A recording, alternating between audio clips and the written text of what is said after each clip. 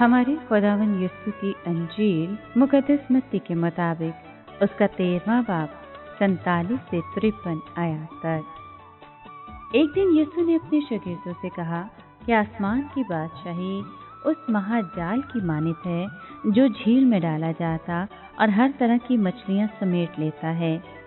जब वो भर गया तो उसे खींच लाते हैं और किनारे पर बैठकर अच्छी अच्छी बर्तनों में जमा कर लेते और जो काम की ना हो फेंक देते हैं। दुनिया के आखिर में ऐसा ही होगा। फरिश्ते निकलेंगे और रास्तबाजों के दरमियान से बदकारों को जुदा करेंगे और उन्हें आग की भट्टी में डाल देंगे।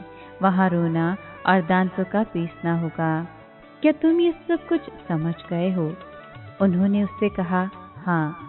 तब उसने उनसे कहा, इसलिए हर एक फकीर जो आसमान की बादशाही की तालीम पा चुका घर के उस मालिक की मानित है जो अपने खजाने से नई और पुरानी चीजें निकालता है।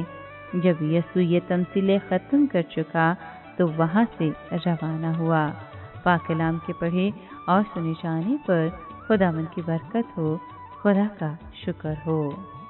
अजीज दोस्तों, आखिरी मिसाल में यीशु मसीह ने आसमान की बादशाहत को एक जाल से तशबीह दी जिसमें हर तरह की मछलियां फंस गईं। बाद में अच्छी मछलियों को बर्तनों में जमा किया गया जबकि खराब मछलियों को फेंक दिया गया। फिर यीशु मसीह ने कहा कि दुनिया के आखिरी ज़माने में भी ऐसा ही होगा क्योंकि फरिश्ते बुरे लोगों को नेक लोगों से अलग करेंगे। जब यीशु मसीह ज़मीन पर थे तो उन्होंने मजाजी मायनों में मछेरे का काम किया और अपने शागिर्दों से भी कहा कि मैं तुम्हें एक और तरह का मछेरा बनाऊंगा। लेकिन मछेरों के जाल वाली मिसाल में वो अपने ज़माने की नहीं बल्कि दुनिया के आखिरी ज़माने की बात कर रहे हैं। इस मिसाल से शागिर्दों को एहसास हुआ कि मुस्तकबिल में बहुत अहम काम अंजाम दिया जाएगा। जिन लोगों ने झील के किनारे पर यीशु की मिसालें सुनी थी, अगर वो चाहते तो वो भी मज़ीद तालीम हासिल कर सकते थे, लेकिन यीशु अकेले में अपने शागिर्दों को सब बातों का मतलब समझाते थे। यीशु उस घर के मालिक की तरह है जो अपने खजाने से नई और पुरानी चीज़ें निकालता है।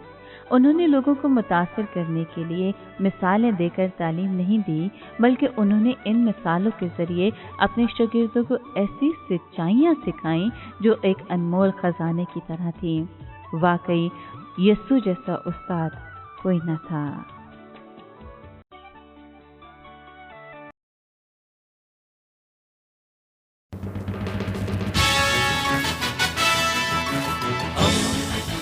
दोस्ती का पैगंबर, रेडियो वेरितास एशिया।